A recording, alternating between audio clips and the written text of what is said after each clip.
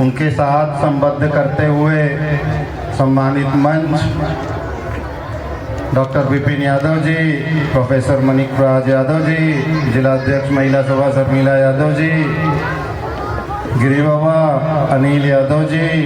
कमलेश यादव जी,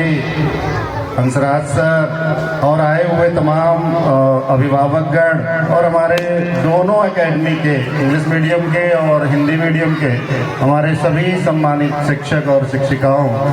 और बच्चों और बच्चियों, आज गणतंत्र दिवस की ढेर सारी शुभकामना सपरिवार आपको मेरी तरफ से, इस विद्यालय की तरफ से। ऐसे ही आप अपने जीवन की ऊंचाइयों की तरफ बढ़ते रहें, ये हमारी आपके लिए शुभेच्छा है, आपके परिवार के लिए शुभेच्छा है। साथ ही साथ जिन बच्चों ने कार्यक्रम में हिस्सा लिया उनको भी बहुत सारा प्यार, बहुत सारा अभिवादन उनका,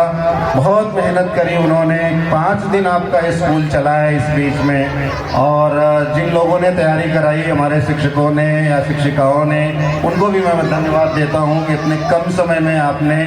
ठीक ठाक कार्यक्रम आयोजित कर दिया, चाहे वो इंग्लिश मीडियम का कार्यक्रम रहा हो, चाहे वो हिंदी मीडियम का कार्यक्रम रहा हो। साथ ही एक सलाह भी मेरी आपके लिए है, जब आप कार्यक्रम निर्धारित करें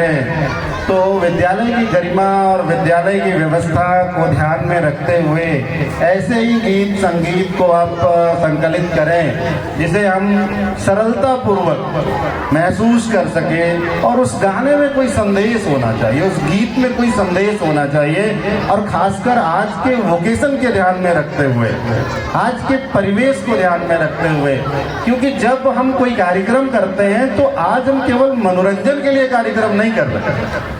आज जो ये कार्यक्रम आयोजित है आपका, वो निश्चित रूप से उन वीर स्वतंत्रता सेनानियों के लिए है जिन्होंने अपनी शहादत देके ये दिवस आपके लिए निर्धारित कराया। तो मुझे लगता है कि ये कार्यक्रम ज्यादा सारगर्भित हो जाएगा और ज्यादा आनंद पूर्वक हो जाएगा, क्योंकि आनंद के लिए और सारे दिवस बने हैं, 364 दिन आपके पास हैं, उसके लिए भी आप बहुत सारे कार्यक्रम आयोजित कर सकते हैं, शनिवार को कर सकते हैं, या और भी आप समय समय पे करते रहते हैं। तो ये ध्यान रहे कि जो दिवस है उस दिवस के परिप्रेक्ष्य में ही आप कार्यक्रम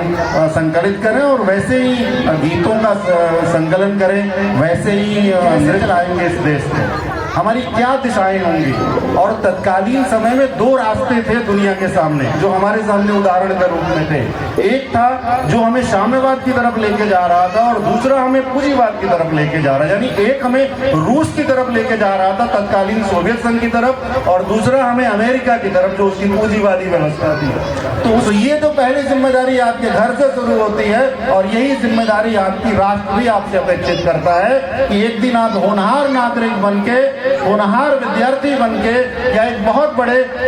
उद्योगपति बनके आप इस देश को कुछ देंगे। ये तमाम चीजें हमारे संविधान में आपको मिली हुई हैं, और ये रास्ते मिले हुए हैं।